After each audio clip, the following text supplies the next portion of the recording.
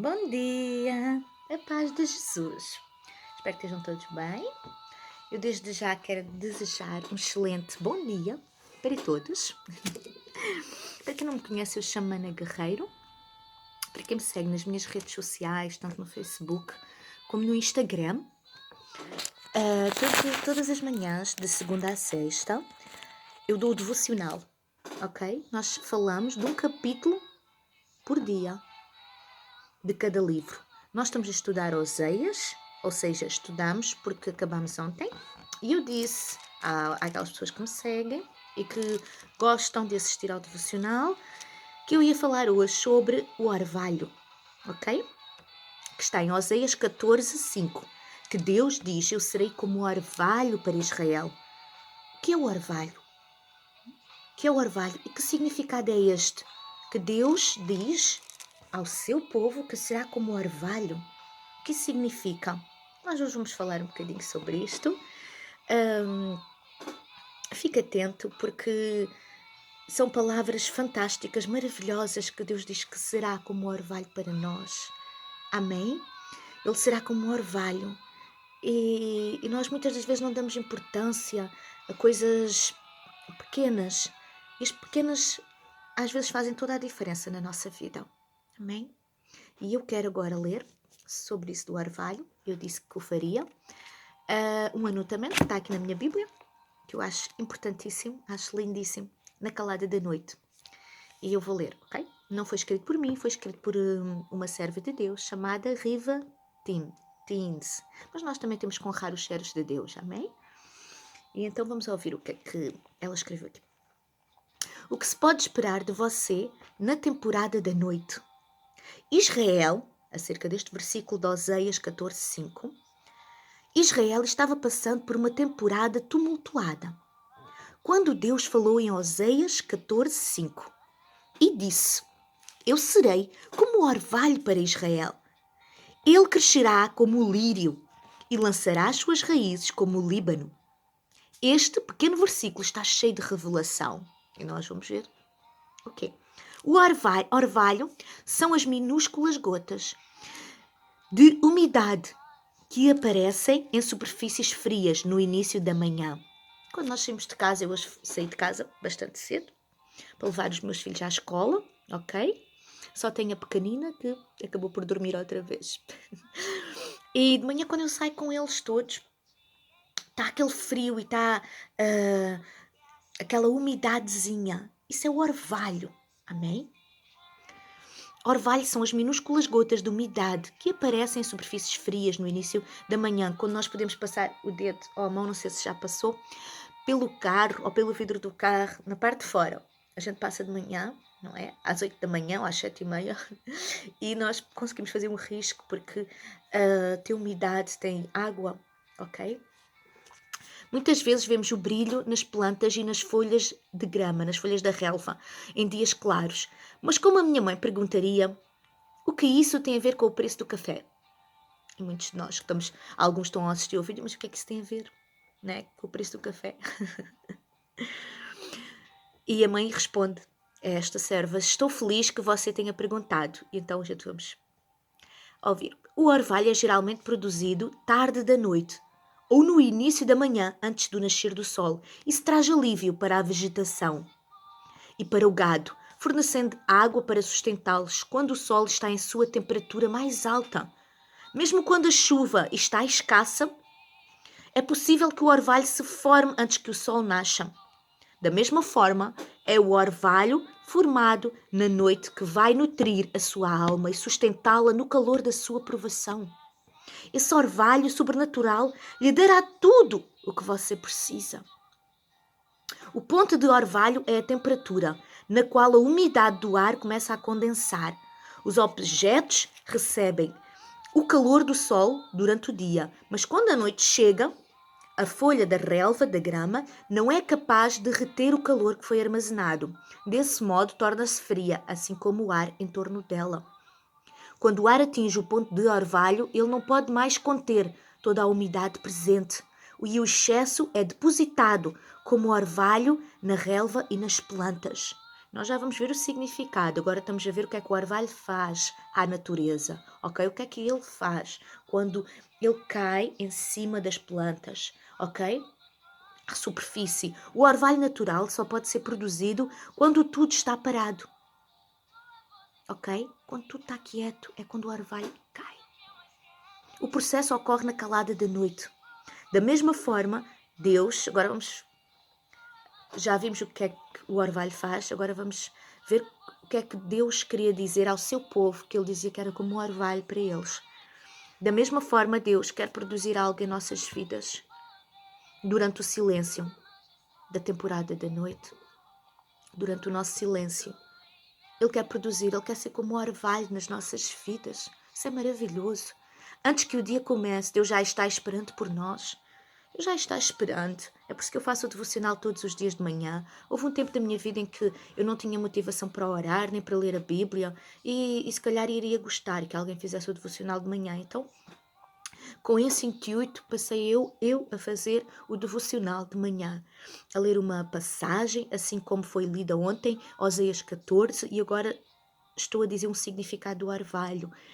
E eu creio que há pessoas que não leem Bíblia e então é bom alguém o fazer, que assim a pessoa já clica no devocional e já é obrigada, entre aspas, a ler a Bíblia.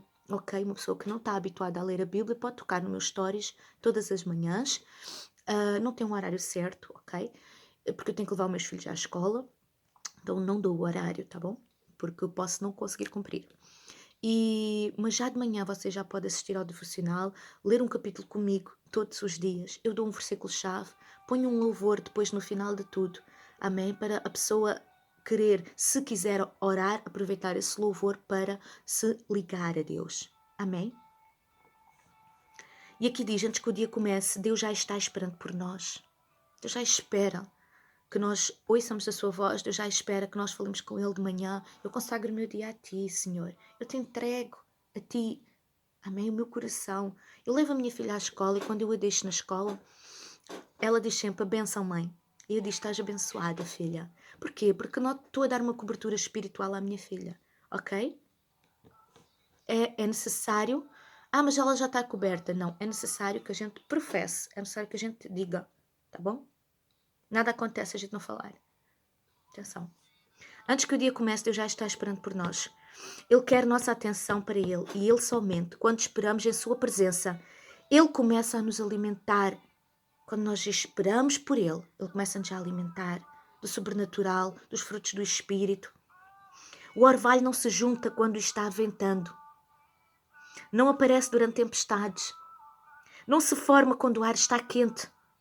O orvalho se forma quando a temperatura esfria e tudo ao redor está quieto. Antes que sua alegria venha pela manhã, você deverá ter uma temporada de silêncio cheia da presença de Deus. Nesse momento você poderá ouvir sua voz. Isaías 30:15 diz que receberemos força na quietude, na calma. Não é quando está a tempestade. Tá bom? Na tempestade é para a gente descansar em Deus, como os discípulos fizeram no barco com Jesus.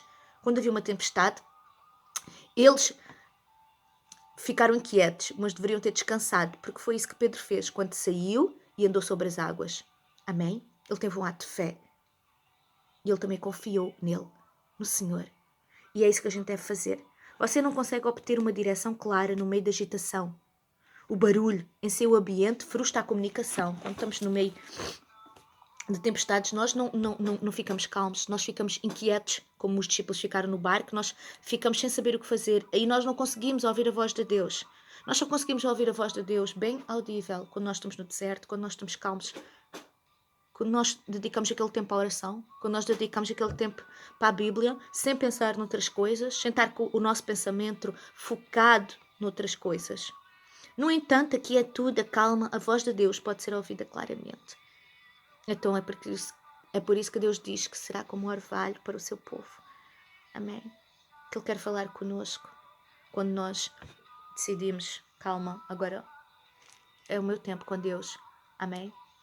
Na escuridão da noite o inimigo atormentará a sua alma. Ele vai fazer com que você fique inquieta e agitada. Meu coração foi partido repetidamente, diz esta serva de Deus, Riva Tinte. O meu coração foi partido repetidamente durante um processo de transição significativo e eu ainda estava abalada pelas feridas espirituais que sofri. Durante muitas noites eu dirigia por horas a fio. Minha mente não descansava e eu não tinha paz, diz esta mulher. Eu ainda não estava quieta o suficiente para ouvir a voz de Deus. Será que nós hoje estamos quietos o suficiente para ouvir a voz de Deus? Será que nós tiramos um tempo do nosso dia para ouvir a voz de Deus? Deus só foi capaz de intervir, diz ela, não eu, ok? Isto não aconteceu comigo. Deus só foi capaz de intervir depois que eu obtive a mente de Cristo e fechei a minha boca. Quando nós deixamos de murmurar, quando nós deixamos de nos preocupar e entregamos isso a Deus. Ele me confortou, Deus, e me assegurou em seus braços. Eu senti o Espírito Santo me envolver. Sua presença me sustentou quando parei de buscar afirmação ou a aprovação de tudo o que está à nossa volta. Eu ouvi o Senhor dizer: acalma-te, e eu lutarei a tua batalha. Enquanto eu descansava em seu seio, em seu colo, senti uma paz sobrenatural. É interessante que ela aqui diz que Deus disse: acalma-te, eu lutarei a tua batalha. Deus diz em Oséias 14:5 que Ele será como um orvalho para o seu povo. Ele será como um orvalho para ti. Na tua quietude, na tua calma, Ele vai falar contigo, como está a falar neste vídeo. Quando não há assim muita agitação, Ele quer falar contigo na calma, no deserto. Elias foi para o deserto e foi aí que Deus falou com ele. Não foi quando ele estava a fazer o fogo. Ok? A gente tem que perceber que Deus fala na calma, na quietude. Não é quando estamos a fazer tudo e mais alguma coisa.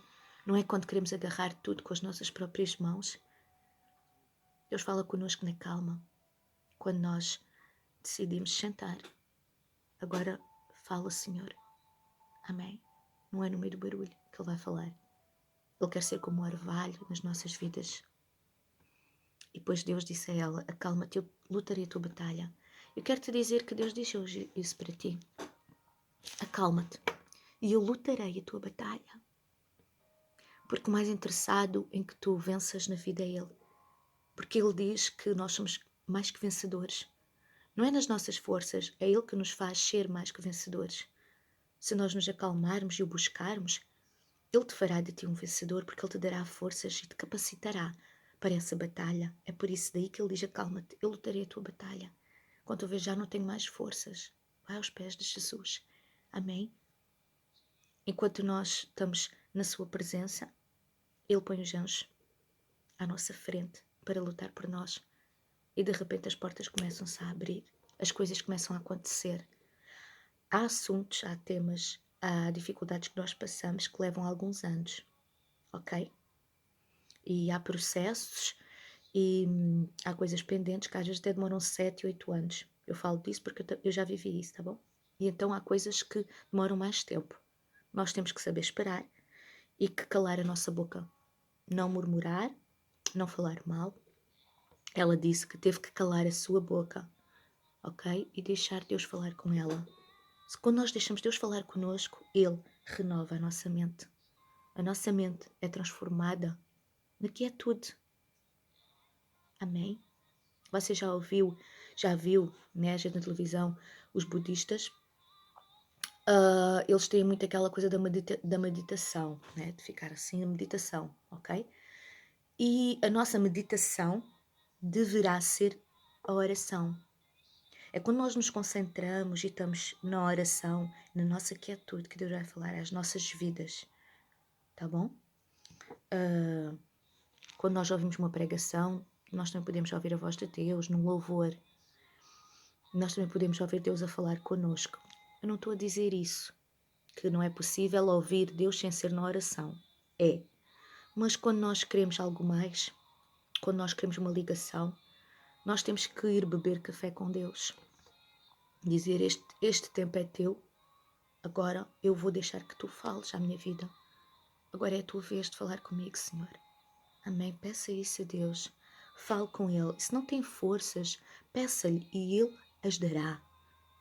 Ele ajudará. Eu já pedi uma vez forças a Deus para me ajudar a limpar a minha casa, porque eu estava a entrar num processo de depressão e o Senhor ajudou-me e deu-me forças.